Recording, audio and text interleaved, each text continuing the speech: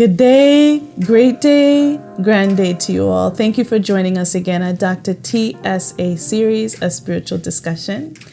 I'm blessed to have Percia here again with us today. Thank you for joining us. How are you? Thank you, Dr. Rita. Yeah, Thank you. I'm happy to be here. And again, I'm super excited. Yay! Yes. Thank you. So how can I help you? What's your question today?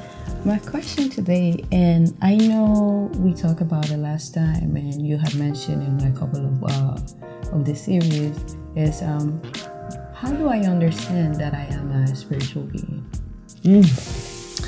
Percia, you really know how to hit me with these questions. So your question is, how do I know that you're a spiritual being? So let me preface this and view the camera as well. Let me preface this by saying, and I've said this before, that these discussions are not for everyone, because we have people out there who are not spiritual beings or who don't follow or don't feel like they are spiritual beings. So I do want to say that.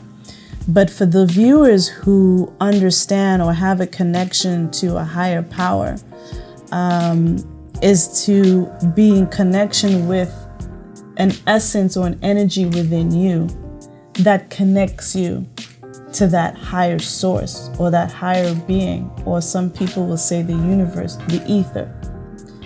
It is an energy. That energy within you, you feel it. You feel that in your gut. You feel that gut check when you get it. You feel this connection. You know when there's two magnets, and when you connect to the magnet, it just gravitates to each other? It's a pulse, right? Our spirit has that energy pulse to it, and it just woo, woo, woo. There's a pulse to that energy space, and so your core is pulsating. So that core is pulsating and responding to a greater pulse. It's an energy. So you feel an energy within you that's activated, that has been activated before it was dumbed down, right? And so when we have the understanding that we are not what we see, but we are an essence, an energy being, that if you have the understanding that you were made in His image, some individuals have that perspective. A lot of the religions say that we are an image of the Creator. Okay, and so from that image, if we have that aspect of the Creator, if we have that aspect of that Creator, an essence of that Creator within you, what does that make you? If you have an aspect, a piece of that essence, that energy within you, what does that say about you? You're not just no Jane Sally, Jane Joe off the street. You're not just anybody. You have a part of this great energy, this ball of energy that is responsible for keeping this body alive. You have an iota of it. So what does that say about the energy that's vibrating viscerally within you? You are part of the Great Spirit, the Great Yah, the greater universe, this powerful essence. So it behooves us, you, me, those who are of the resonance of this conversation, those who can relate, those who can feel what it is I'm speaking of.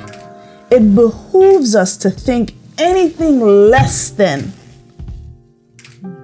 this essence within you.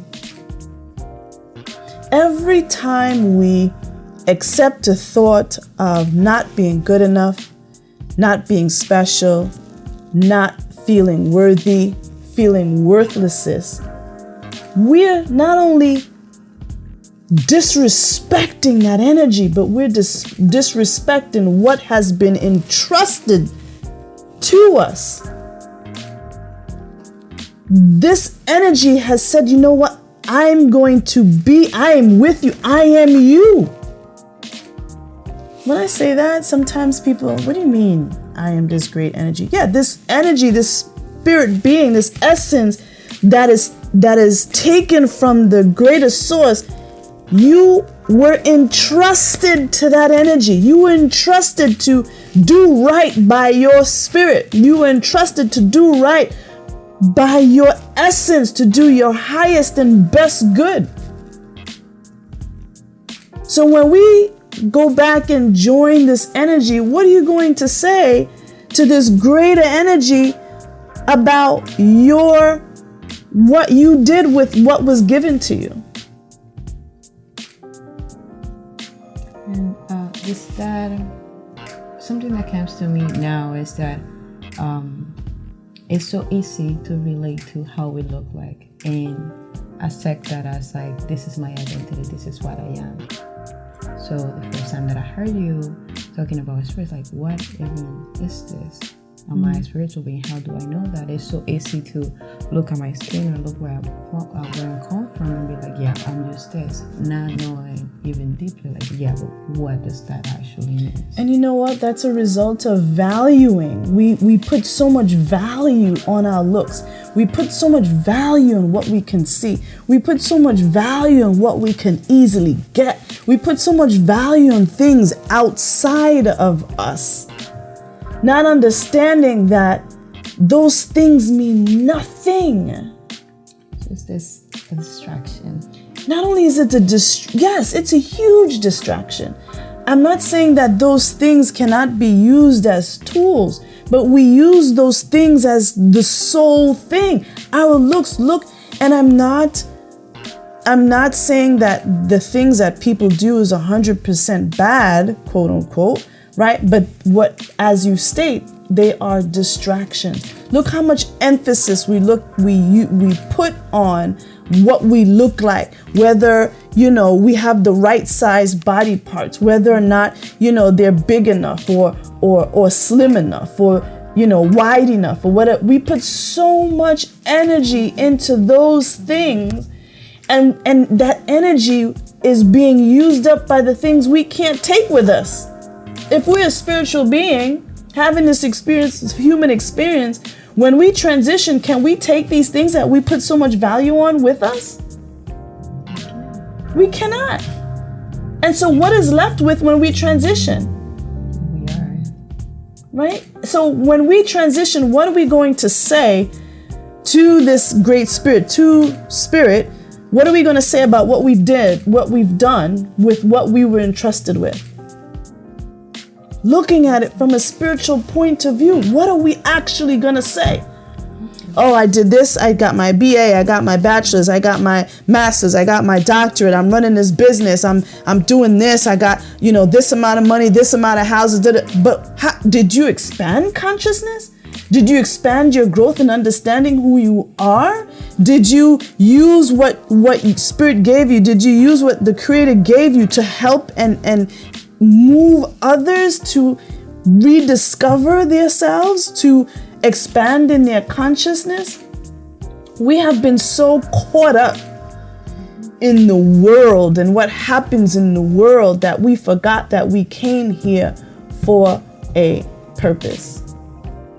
And without understanding what our responsibility is, without understanding what my purpose here on earth is, then I've reneged on the contract in coming here and why I came here. I know I've said a lot. I know that, what I just shared with you, opens a lot of questions to, I'm sure, yourself as well as others that are viewing this. But there's only but so much I can say in this time span.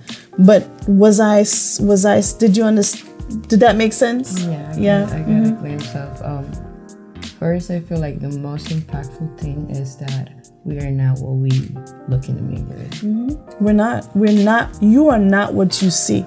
Although you want to love, what you see, because that is the car your spirit is using to, mitigate and go on and mitigate on this planet with, right? This is a vehicle, right? And so, yes, we need to make sure that the car is shined and that it looks good and it's exercised and it's well maintained and treated right, because it houses your essence. So it goes beyond how the car looks from outside, but how the car works and what the car is. Exactly. Exactly. Powerful. Thank you. You're welcome. You're welcome. Anything else you wanted to add? No? Okay. Yes. Thank you again for coming. I appreciate it. I appreciate you. And that is another segment on Dr. TSA series. Thank you all for watching. Remember that you are loved. Namaste.